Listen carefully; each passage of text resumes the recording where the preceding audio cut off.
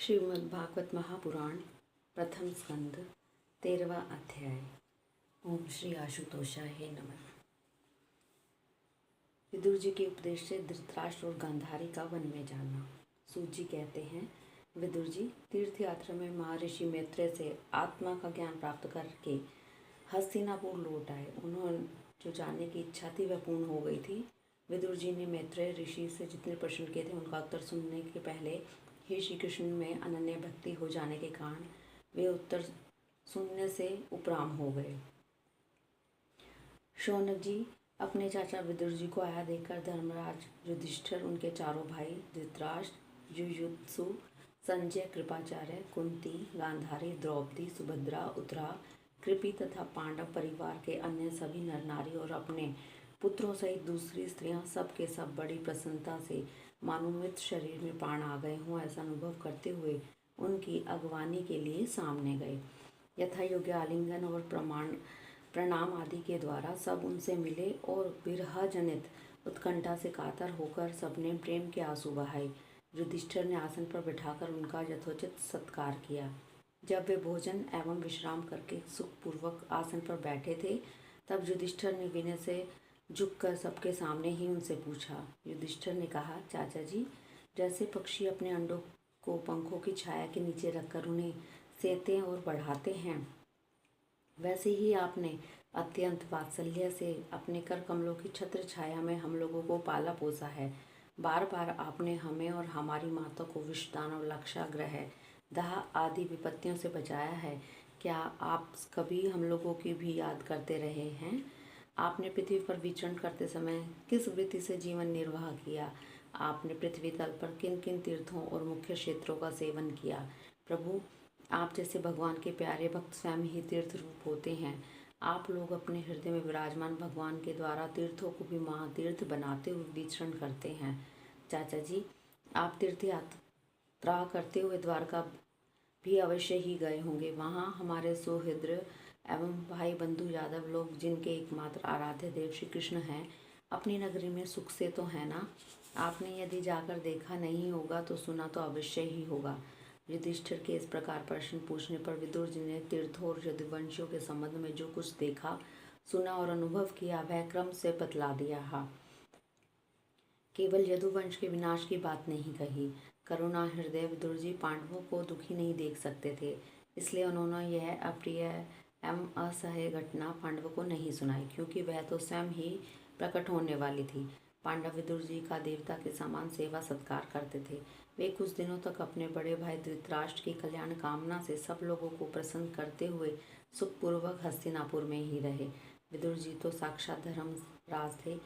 मांडव्य ऋषि के शाप से ये 100 वर्ष के लिए शूद्र बन गए थे। इतने दिनों तक यमराज के पद पर आर्यमा थे और वही पापियों को उचित दंड देते थे। राज्य प्राप्त हो जाने पर अपने लोकपालों सरीखे भाइयों के साथ राजा युधिष्ठिर वंशधर परीक्षित को देखकर अपनी अतुल संपत्ति से आनंदित रहने लगे। इस प्रकार पांडव गृहस्थ के काम धंधों में रम गए और उन्हीं के पीछे एक प्रकार से यह बात भूल गए कि अनजान में ही हमारा जीवन मृत्यु की ओर जा रहा है। यह देखते देखते उनके सामने वह समय आ पहुंचा जिसे कोई टाल नहीं सकता। परंतु विदुर जी ने काल की गति जानकर अपने बड़े भाई धृतराष्ट्र से कहा, महाराज देखिए, अब बड़ा भयंकर समय आ गया है, झटपट यहाँ से निकल चलिए। हम सब लोगों के सिर पर वह सर्व समर्थ काल मंडराने लगा है, जिसके टालने का कोई भी उपाय नहीं दिखता। काल के वशीभूत होकर जीव का अपने प्रियतम प्राणों से भी बात ही बात में वियोग हो जाता है, और फिर धन जन आदि दूसरी वस्तुओं की तो बात ही क्या है। आपके चाचा ताऊ, सगे भाई, संबंधी और पुत्र सभी मारे गए। आपकी उम्र भी ढल चुकी, शरीर बुढ़ापे का शिकार हो गया। आप पराए घर में पड़े हुए हैं। ओहो, इस प्राणी को जीवित रहने की कितनी प्रबल इच्छा होती है। इसी के कारण तो आप भीम का दिया हुआ टुकड़ा खाकर कुत्ते का सा जीवन बिता रहे हैं। जिनको आपने आग में जलाने की चेष्टा की, विष देकर मार डालना चाहा, सभी सभा में जिसकी विवाहिता पत्नी को अपमानित किया, जिनकी भूमि और धन छीन लिए, उन्हीं के अन्न से पले हुए प्राणों को रखने में क्या गौरव है। आपके अज्ञान की हद हो गई कि अब आप जीना चाहते हैं, परंतु आपके चाहने से क्या होगा। पुराने वस्त्र की तरह बुढ़ापे से गला हुआ आपका शरीर आपके न चाहने पर भी क्षीण हुआ जा रहा है। अब इस शरीर से आपका कोई स्वार्थ सधने वाला नहीं है। इसमें फंसिए मत, इसकी ममता का बंधन काट डालिए।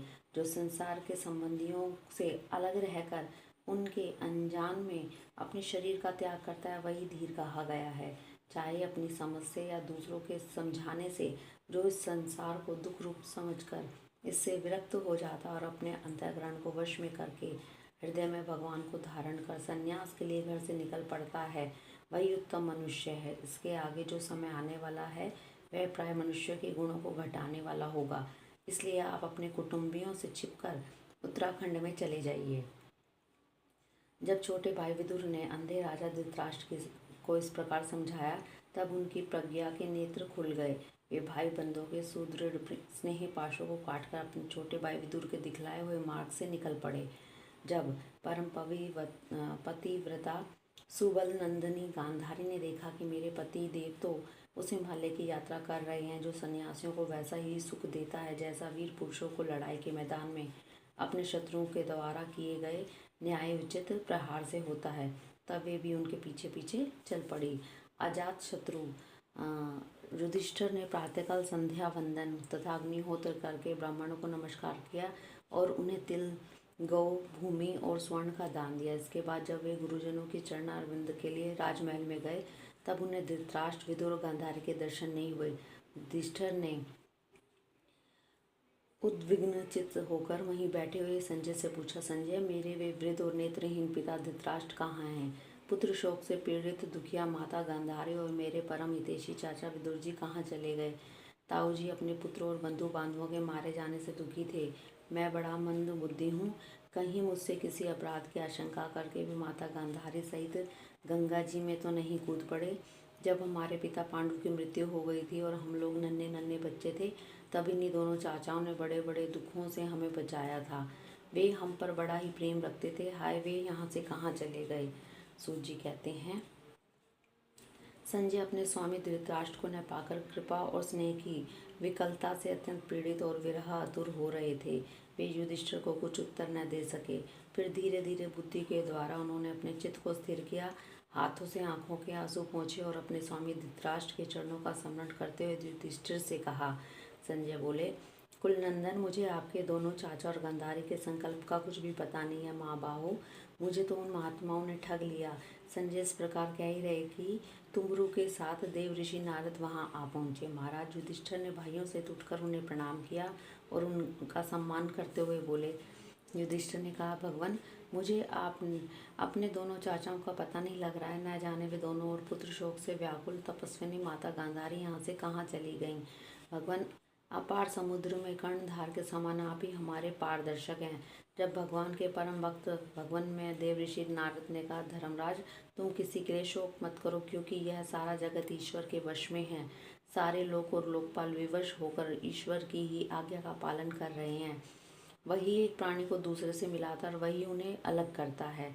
जैसे बैल बड़ी रस्सी में बंधे और छोटी रस्सी से नथे रहकर अपने स्वामी का भार ढोते हैं, उसी प्रकार मनुष्य भी वर्ण आश्रम आदि अनेक प्रकार के नामों से वेद रूप रस्सी में बंधकर ईश्वर की ही आज्ञा का अनुसरण करते हैं। जैसे संसार में खिलाड़ी की इच्छा से ही खिलौनों का संयोग और वियोग होता है, वैसे भगवान की इच्छा से ही मनुष्य का मिलना बिछुड़ना होता है। तुम लोगों को जीव रूप से नित्य मानो या देह रूप से अनित्य, अथवा जड़ रूप से अनित्य और चेतन रूप से नित्य, अथवा शुद्ध ब्रह्म रूप में नित्य अनित्य कुछ भी न मानो। किसी भी अवस्था में मोहजन्य आसक्ति के अतिरिक्त वे शोक करने योग्य नहीं है। इसलिए धर्मराज, वे दीन दुखी चाचा चाची असहाय अवस्था में मेरे बिना कैसे रहेंगे? इस अज्ञानजन्य मन की विकलता को छोड़ दो। यह 5 भौतिक शरीर काल, कर्म और गुणों के वश में है। अजगर के मुंह में पड़े हुए पुरुष के समान यह पराधीन शरीर दूसरों की रक्षा ही क्या कर सकता है? हाथ वालों के बिना हाथ वाले और 4 पैर वाले पशुओं के बिना पैर वाले और उनसे भी बड़े जीवों के छोटे जीव आहार हैं। इस प्रकार एक जीव दूसरे जीव के जीवन का कारण हो रहा है। इन समस्त रुद्रों में जीवों के बाहर और भीतर वही एक स्वयं प्रकाश भगवान, जो समस्त आत्माओं के आत्मा माया के द्वारा अनेक प्रकार के से प्रकट हो रहे हैं, तुम केवल उन्हीं को देखो। महाराज, समस्त प्राणियों को जीवन दान देने वाले वे ही भगवान इस समय इस पृथ्वी तल पर देव द्रोहियों का नाश करने के लिए काल रूप से अवतीर्ण हुए हैं। अब वे देवताओं का कार्य पूरा कर चुके हैं, थोड़ा सा काम और शेष है, उसी के लिए वे रुके हुए हैं। जब तक वे प्रभु यहाँ हैं तब तक तुम लोग भी उनकी प्रतीक्षा करते रहो। धर्मराज, हिमालय के दक्षिण भाग में जहाँ सप्तऋषियों की प्रसन्नता के लिए गंगा जी ने अलग अलग 7 धाराओं के रूप में अपने को 7 भागों में विभक्त कर दिया, उसे सप्त स्रोत कहते हैं। वहीं ऋषियों के आश्रम पर धृतराष्ट्र अपनी पत्नी गांधारी और विदुर के साथ गए हैं। वहाँ वे त्रिकाल स्नान और विधि पूर्वक अग्निहोत्र करते हैं। अब उनके चित्त में किसी प्रकार की कामना नहीं है, वे केवल जल पीकर शांत चित्त से निवास करते हैं। आसन जीतकर प्राणों को वश में करके उन्होंने अपने 6 इंद्रियों को विषयों से लौटा लिया है। भगवान की धारणा से उनके तमोगुण, रजोगुण और सत्वगुण के मल नष्ट हो चुके हैं। उन्होंने अहंकार आदि को बुद्धि के साथ जोड़कर और उस क्षेत्रज्ञ आत्मा में लीन करके उसे भी महाकाश में घटकाश के समान सर्वाधिष्ठान ब्रह्म में एक कर दिया है। उन्होंने अपने समस्त इंद्रियों और मन को रोककर समस्त विषयों को बाहर से ही लौटा दिया है। माया के गुणों से होने वाले परिणामों को सर्वथा मिटा दिया है। समस्त कर्मों का संन्यास करके वे इस समय ठूंठ की तरह स्थिर होकर बैठे हुए हैं, अतः तुम उनके मार्ग में विघ्न रूप मत बनना। धर्मराज, आज से 5वें दिन वे अपने शरीर का परित्याग कर देंगे और वह जलकर भस्म हो जाएगा। गाहर, प्रत्यय आदि अग्नियों के द्वारा पर्णकुटी के साथ अपने पति के मृतदेह को जलते देखकर बाहर खड़ी हुई साध्वी गांधारी भी पति का अनुगमन करती हुई उसी आग में प्रवेश कर जाएंगी। धर्मराज, विदुर जी अपने भाई का आश्चर्य में मोक्ष देकर हर्षित और विनियोग देखकर दुखित होकर वहां से तीर्थ सेवन के लिए चले जाएंगे। देव ऋषि नारद यूं कहकर तुमरू के साथ स्वर्ग को चले गए। धर्मराज युधिष्ठिर ने उनके उपदेशों को हृदय में धारण करके शोक को त्याग दिया। हरिओम तत्सत।